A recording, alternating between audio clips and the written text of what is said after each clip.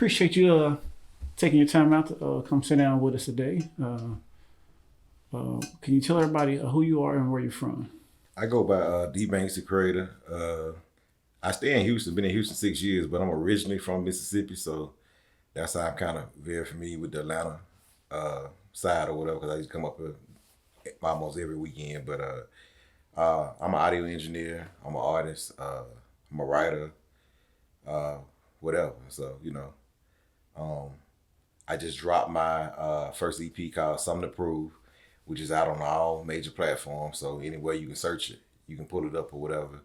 And it's just a five single EP, different vibes and stuff or whatever. But it's basically getting to know me. Okay. Now, you say you're from Mississippi. Right. So what part of Mississippi are you from? I'm North Mississippi. I'm from Columbus. Okay.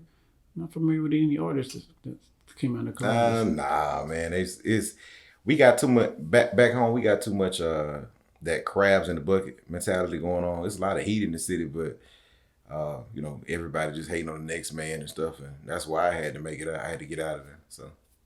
So what type of style do they in the scene there? It's more trap. You know what I mean? More trap, more.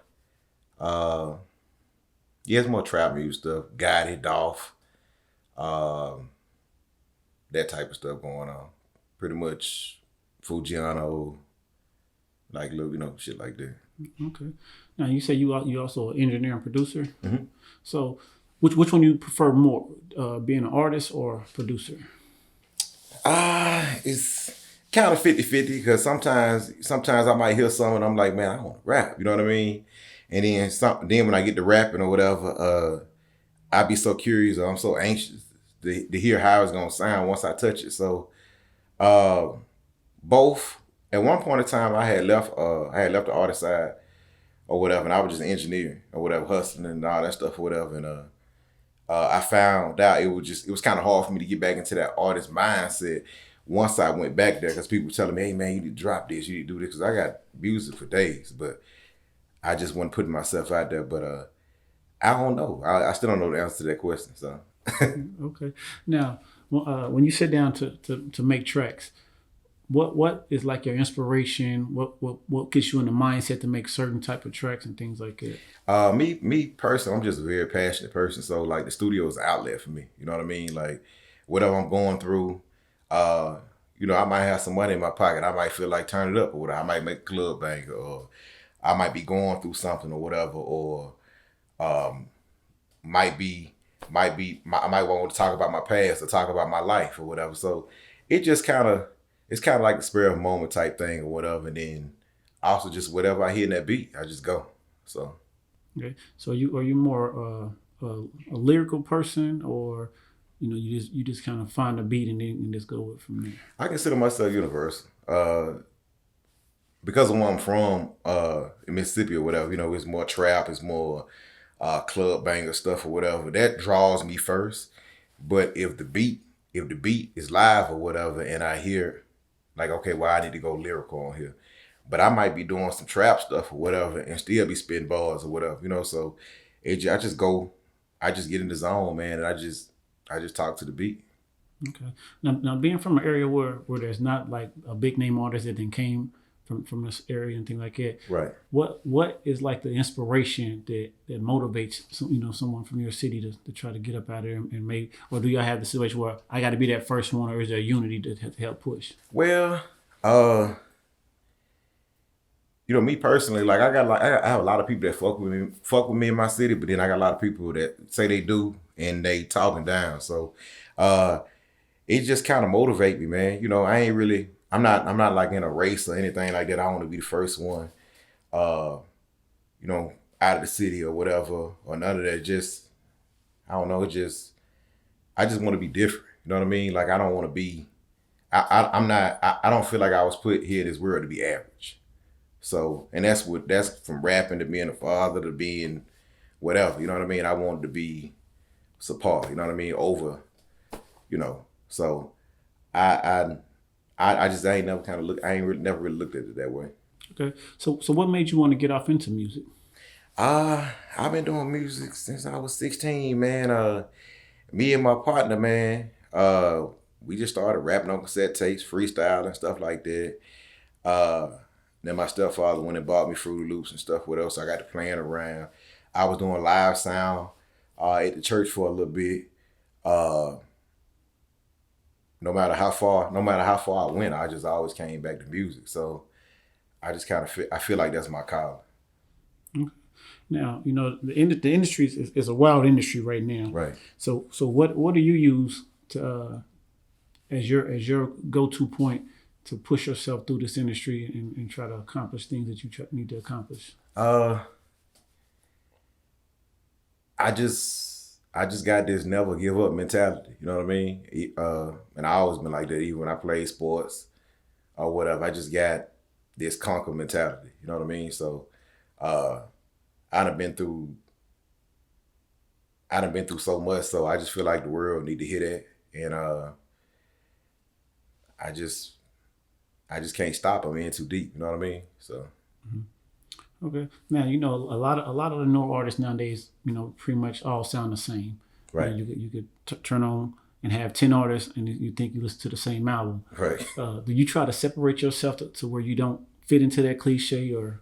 Well, I don't even try because, like me being from Mississippi or whatever, like you were saying earlier, a lot of people they ain't heard nobody from Mississippi. So anytime I get on the mic or I'm performing or whatever, like man, his sound is just different because I got that country. Like I don't know what it is, but my sound is different, and I really hadn't even heard anybody else sound like mine. Okay. So, if there was three things that you felt like you needed to accomplish in the next 2 years, what would they be? Uh,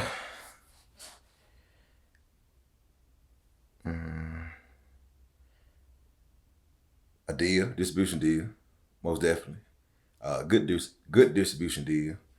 Uh, I just started running my studio maybe like 4 or 5 months ago or whatever, like really professionally. I've been running it, been doing this stuff or whatever, but I just started cutting out all the little mediocre stuff and started doing everything by the book and stuff. So to have my studio up and running and doing what it's supposed to do, and my last goal would be I can just do this. Well, I've been doing it full time, but if I can do it full time and still be financially good, and I had to punch no clock, you know what I mean? So that's that's the ultimate goal. Like I don't want to work for nobody. I feel like I'm too smart for that. You know what I mean? So uh, if I can do what I love to do and get paid for it and do it for myself, I feel like I'm winning. I'm good with that.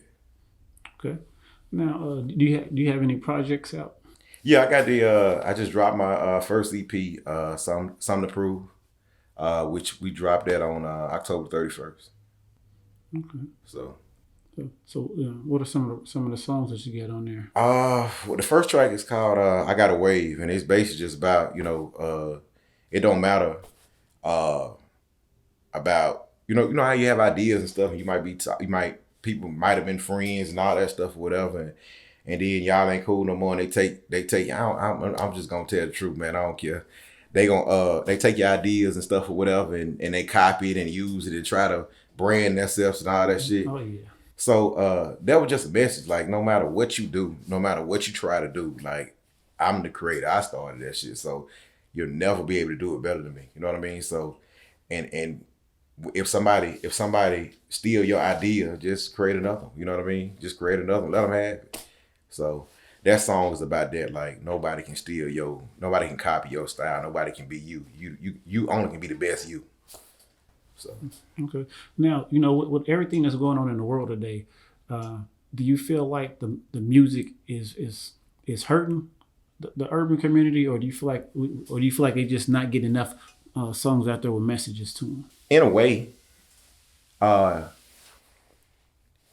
in a way, uh, because artists and people that are tapped into the media side or whatever, they ain't getting paid like how they normally used to because all the shows and you got all this coronavirus stuff going on. But and then in another sense, uh, it's really kind of time to be putting your music out now because everybody's on the internet. You know what I mean? So uh, I feel like it's yeah and no on that. So I feel like it's 50% yeah, and 50% no because you still can, you know, they say this was the year of entrepreneurship, how they was giving the unemployment money out and stuff. So, you know, you had a chance. I don't know what if you did or not, but it was a chance to like chase your dreams or try to get something going.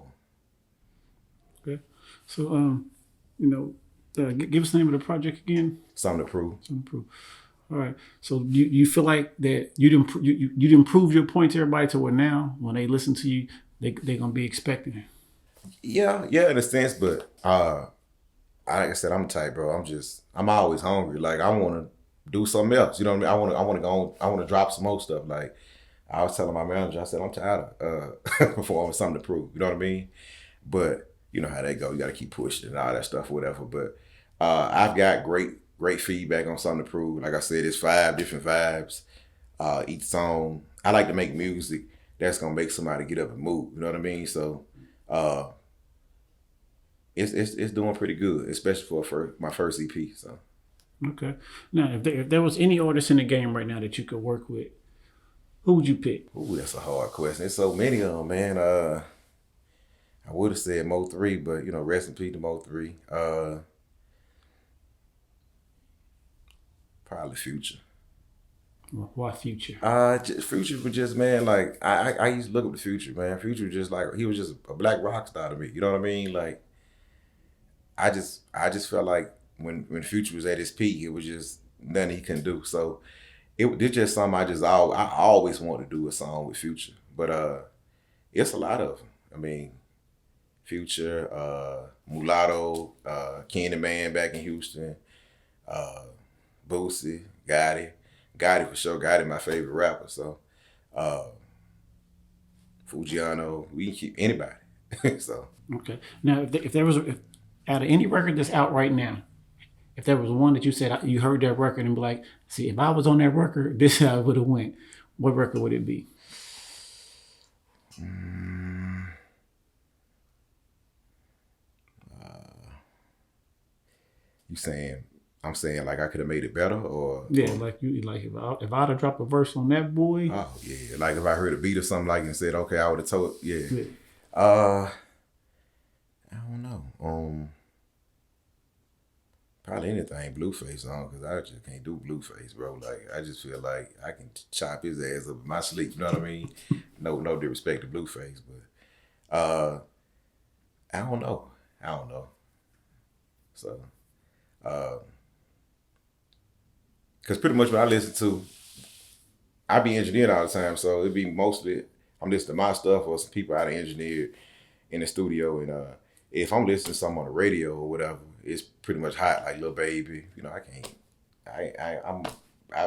fuck with Lil Baby so hard, like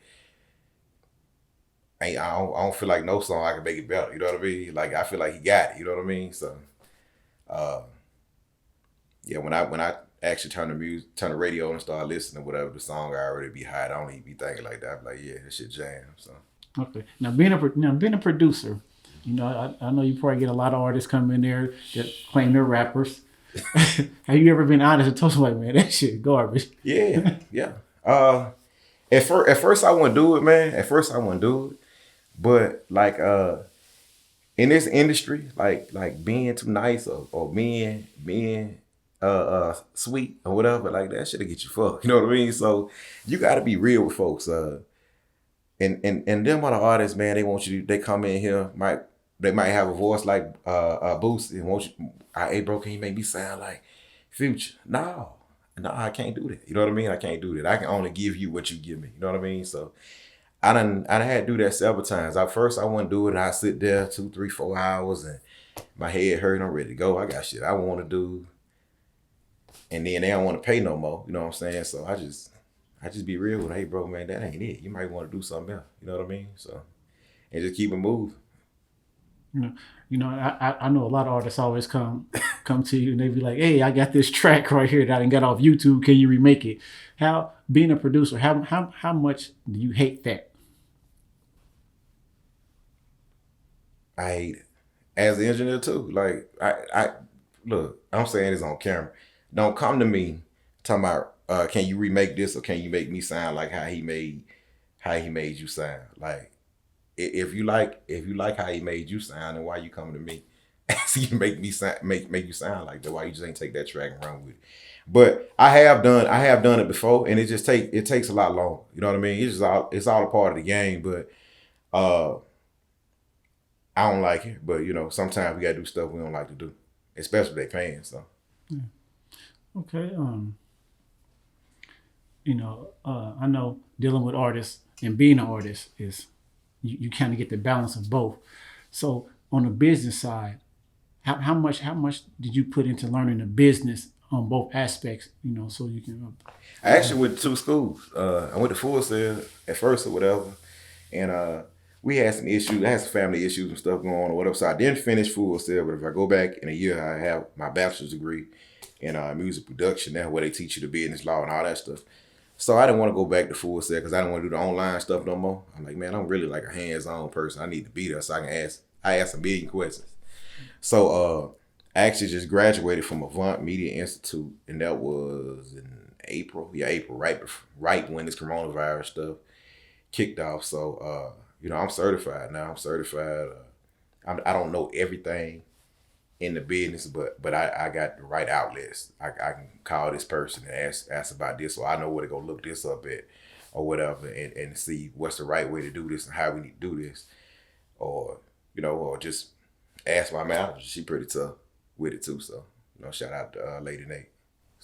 So how much has actually learning the business helped you as an artist compared to when you didn't know the business? Man, it's like I was just doing this shit with a blindfold on, man. Like because I didn't understand I didn't understand the importance of even buying beats or make sure you picking the right lease on that beat. You know what I mean?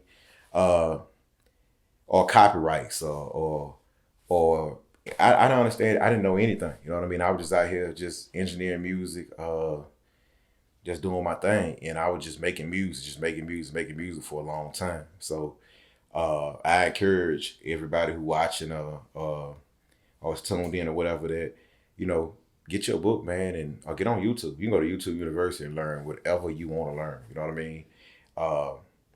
And tap into this stuff because the more you know, the more power you'll have. Because in this game here, like they don't care. It's a cutthroat game, So just tap in. If it's just 30 minutes a day, you read a section on distribution, and that makes you more valuable as an artist too as well. So they're gonna like, okay, he just ain't an artist. He got a little brains to him. So. Okay. Well, man, I definitely appreciate you taking the time out of your day. Can you give everybody your social media information? Yeah, y'all can follow me at Dbankzzthecreator, DBANKZZ _THE_CREATOR. Y'all also can follow GVO Studios on IG. That's my studio. I'm always ready to work. Hit me up, man. Y'all keep tapping into that something to prove, and y'all keep running the numbers up.